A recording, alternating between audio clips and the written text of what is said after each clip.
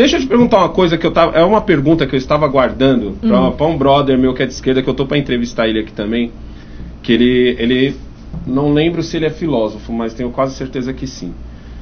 O Ministério da Cultura, ele tem que existir mesmo? Não. Nos dias de hoje, de internet? Assim, Bruna, antes de você responder, eu quero que você entenda a minha visão. Tá. Lógico, tô fora do sistema, minha visão de leigo. Certo. Como eu vi o Ministério da Cultura antigamente, a gente tinha só televisão ou só rádio.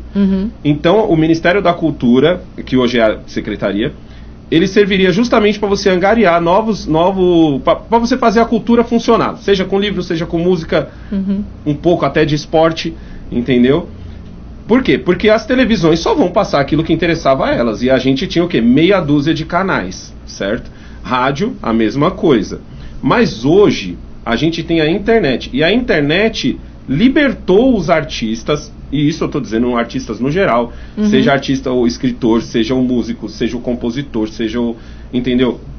Ela libertou todo mundo, porque hoje você tem um contato direto com o público. Então, é isso que eu quero entender.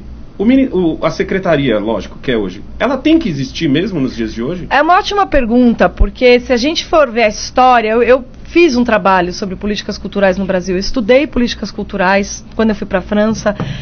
Então, assim, entendi que políticas culturais têm sim a ver com os regimes totalitários, né? Na França existia o apoio dos franceses aos nazistas e tinha, segundo o regime de Vichy, né? Que foi o que implantou ali a primeira política cultural francesa. E o Brasil do Getúlio é uma imitação daquilo. E o Getúlio é o cara que cria o Ministério da Cultura. Quando eu fui, não vou ficar aqui retomando muito, se alguém quiser saber disso, eu dei uma entrevista uma vez para o Paulo Enés no Crítica Nacional, a gente ficou 1h30 falando só disso, tá lá, né? Vocês procurem no canal lá do Crítica. Mas, qual que é a questão, resumidamente? Política cultural vinda de cima, vindo da máquina do Estado, no Brasil, ela é implantada por um regime fascista, que foi o regime do Getúlio Vargas, que foi o nosso regime fascista. Não adianta falar que ele foi herói, que ele fez coisas boas. O cara foi fascista, acabou. A herança do Getúlio é uma herança negativa. A gente tem que se livrar dessa herança desgraçada. Tipo a CLT. Né? Nossa, pelo amor de Deus. A CLT. Tenho orgulho de ter uma desculpa falar aqui, eu entendo os trabalhadores, mas assim, eu faço questão de ter minha carteira branca, assim, sem nada. É uma porque pena que só entendem como são mandados embora e tem que vender qualquer coisinha. Não precisa muito, empreender, você se desenvolve e tal, é bom. A gente entende que as pessoas têm esse hábito, mas elas podem repensar, né? Por que vem de um regime fascista você querer... Porque assim... Porque a cultura é o que molda... Porque parece bonito você dizer assim, nossa, eu vou colocar cultura para todos, porque ela é muito... ambígua, acho que é a palavra. Ela é muito extensa. Mas veja só... Não dá pra você dizer assim, direcionar, que nem o outro que tava lá agora, antes da Regina... Teve um discurso nacionalista Pelo que foi amor falho. de Deus, foi horrível. Mas veja só, aí o que a gente tem, ao longo da história da humanidade, a gente sabe que os artistas, ou você produz arte, literatura e tal, ou você sai por aí pra ganhar grana. Não dá pra fazer os dois. Ou você tem uma obra como Shakespeare e você é genial e você mora foi difícil a vida dos caras. Então, se eles não tivessem um mecenato ali da realeza, da aristocracia, a gente não teria alta cultura. Então, o mecenato na história da humanidade foi o que permitiu produzir essas obras super elevadas que falam de coisas universais e que qualquer um vai ler a qualquer tempo e falar, nossa, isso é incrível. Mas mecenato, no Brasil isso se confundiu. Mecenato se confundiu com Estado. Então, assim, o Estado do Getúlio, ele foi implantado uma política cultural para quê? Para moldar a identidade do povo. Tanto que essa ideia de carnaval do Rio de Janeiro é baseado no desfile militar.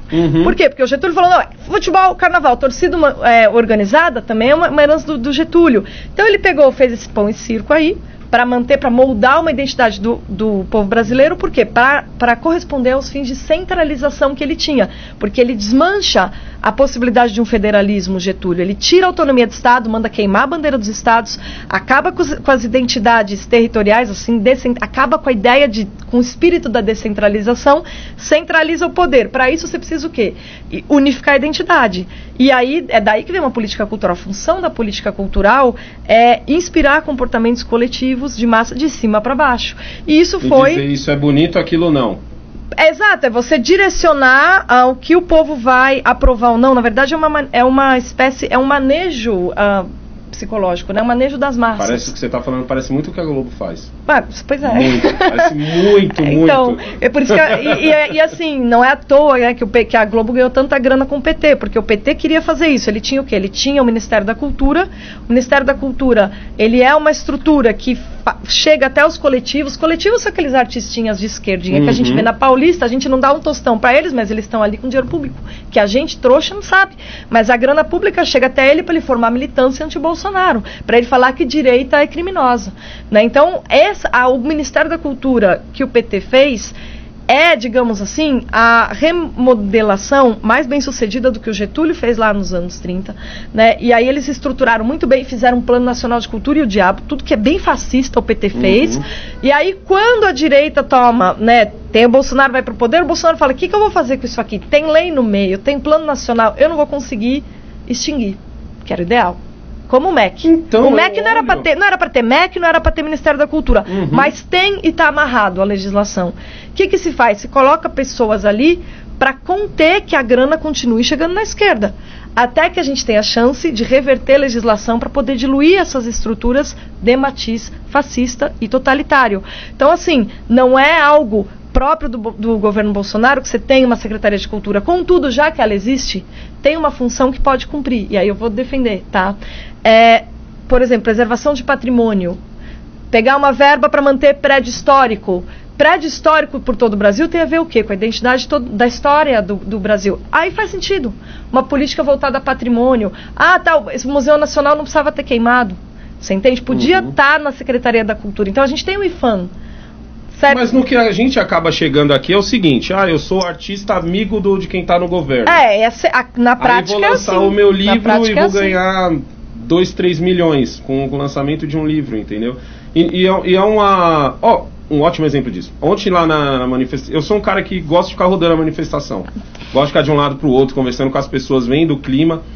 E aí, num determinado ponto, eu me afastei um pouco mais porque eu estava procurando água. E aí encontrei um casal tocando violoncelo. Olha. Não sei se você chegou a ver esse vídeo, eu até postei ontem, um casal tocando violoncelo. E era lindo, e eu gravei eles, até convidei eles para vir aqui um dia. E 2 jovens, entendeu? E o pessoal nos comentários, eu vi muito isso, o pessoal falando assim, esses aí é que mereciam uma lei Rouanet, e não sei o quê. Mas olha, uma coisa que é muito louco, vou dar até um spoiler do que eu... Porque por causa que eu vi esses comentários... Eu acho muito absurdo eles receberem qualquer incentivo. Pra mim, tanto que a minha conversa com ela foi assim, você tem canal? Eu perguntei pra ela, ela falou não. Devia. Exatamente, foi o que eu falei pra ela. Eu falei, você tem noção de que eu sou obrigado a procurar canal gringo com alguém tocando violoncelo, porque você está tocando aqui na Paulista, ao invés de estar tocando dentro da minha casa, no meu computador? Ela, mas como assim? E aí a gente começou a conversar, eu comecei a falar pra ela que tem um monte de gente querendo ouvir a música dela, e no caso não foi nem clássica, ela tocou a música do Coldplay, lindo, todo mundo nesse vídeo adorou a música, no vídeo que eu fiz. Você vai ver o dia que eu for trazer eles aqui, e é isso que eu queria que ela entendesse. Falando, filha, pelo amor de Deus, tu tá aqui na Paulista, não conseguindo tocar direito, porque você tá na rua. Você tá sem o seu conforto. Você não tá tem acústica, né? Não tem acústica, você não vai conseguir produzir um conteúdo legal, enquanto que você podia estar no conforto do seu quarto, produzindo, entendeu? E eu te garanto, tem pessoas ao redor do mundo. O Lorde Vinheteiro é um ótimo exemplo disso. Ele tem muito... A base de fãs dele vem de fora do Brasil. Que pagam para que ele vá se apresentar fora do Brasil para tocar piano. Assim como eu, tenho vários canais que eu assisto que são canais gringos. Mas tem um problema aí que é a dificuldade de você formar e manter orquestra. Se você não tem cultura de mecenato, e esse é o maior defeito do Brasil. O que é cultura de mecenato? Porque assim, você pega um desgraçado como Amoedo, assim, desculpa, mas vou ter que falar. Você pega o nego tem 400 milhões. O filho da mãe pega e me põe num partido, eu falo, puta que pariu, qual que é desse cara? Se ele realmente estivesse preocupado com o Brasil, por que ele não faz um instituto de formação política? Por que ele não financia um conjunto de orquestras? Se ele realmente está preocupado em elevar o nível do Brasil, por que ele não investe em iniciativas que ninguém... Porque a gente, que trabalha de manhã para pagar a janta, a gente não consegue ser mecenas dos outros, a gente está se matando para sustentar o nosso. E isso que a gente chama de alta cultura é muito difícil de manter, porque para você formar um músico, são assim, 15 anos de muito estudo, o dia inteiro. Eu sei porque eu fiz Unicamp, o que eu gostava de fazer entre uma aula e outra. Eu ia lá até o Instituto de Música e eu ficava ouvindo ensaio, né? Eu sentava num banquinho para ouvir eles ensaiarem. E os que hoje estão aí pelas orquestras. Então, eu sei que eles ficavam lá das 8, e eles chegavam, tá? Eles chegavam das 8 da manhã e eles saíam às 7 da noite. E é uma puta de uma dedicação. Essa dedicação, se você não tem algum tipo de estrutura, seja aí uma orquestra filarmônica que tem uma escola dentro, que vai, digamos assim, se a gente tivesse uma cultura de mecenato, de em vez de empresário ficar fazendo partido, fazer coisas boas para o país, porque partido tem que sair do povo. Não tem que sair de um cara que tem a grana, porque eu já desconfio. Né? Eu já desconfio, olha, será que esse cara fez partido do quê? Para manter o patrimônio dele ou porque ele está preocupado com o povo? Eu desconfio. Eu que venho da classe média, que tenho pai e mãe que trabalham desde 14 anos, desconfio. Ou porque de repente ele trabalha como no mercado financeiro e quer saber das coisas antes delas acontecerem. Exato, por exemplo, eu já desconfio. Eu falo, pô, o nego tem 400 milhões, tá? Pô, põe aí, faz aí numa orquestra, se você realmente está preocupado com o Brasil.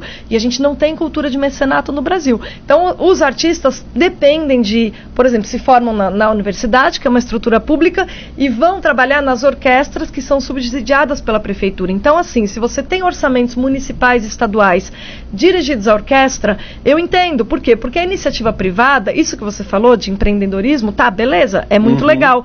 Mas e pro cara chegar e saber tocar aquele violoncelo? A gente esquece que foram 15 anos. O caminho dele chegar até lá. O caminho dele chegar é que é complicado. O caminho dele ser outro dia eu postei ali numa aba ali na comunidade do YouTube, para mim uma das maiores intérpretes assim de violino que a gente tem. E eu falei, imagine, e era uma música simples e comovente. Falei, vocês não têm ideia do quantos anos ela estudou para estar tocando tão afinado assim.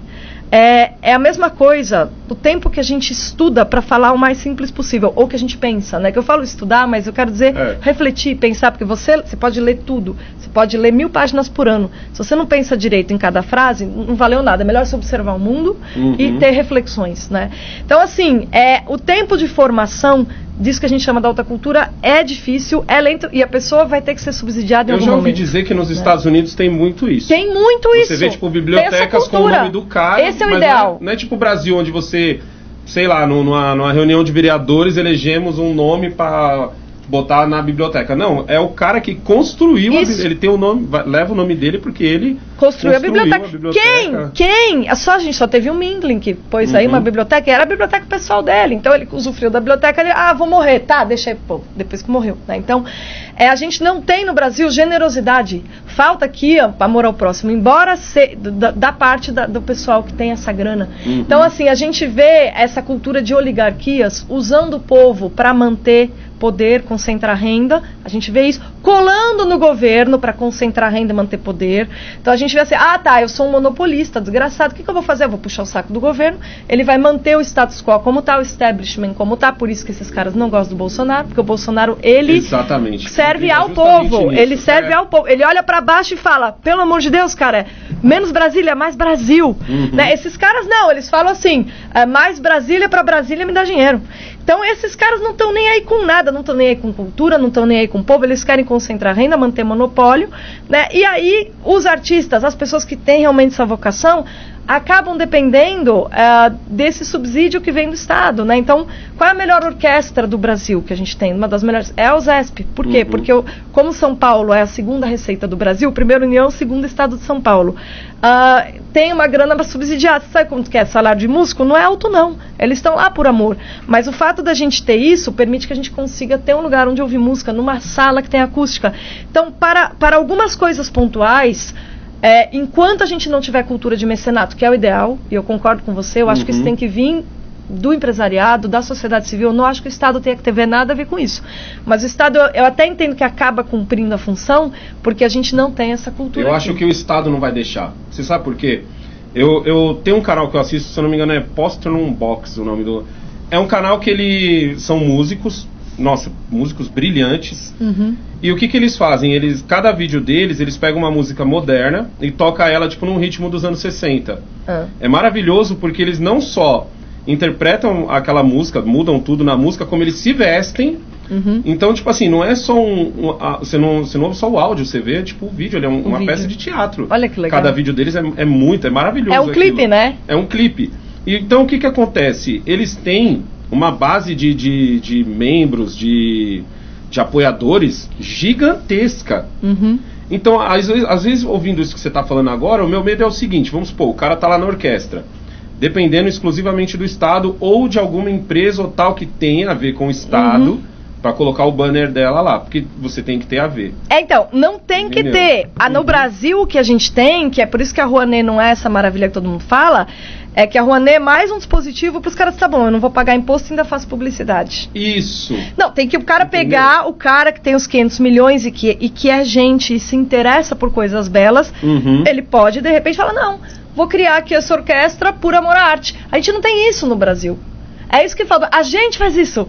Cara, a gente faz isso sem grana, Alessandro. Você já percebeu que a gente faz isso? Você falando estimulando ela a ter um canal no YouTube? Isso. É a gente que tá fazendo isso. Quer dizer, a classe média aqui, quem se mata e rala, a gente faz tudo. Agora, os caras que estão acostumados a colar, ser sanguessugas do Estado, não só não fazem nada, como sugam da gente.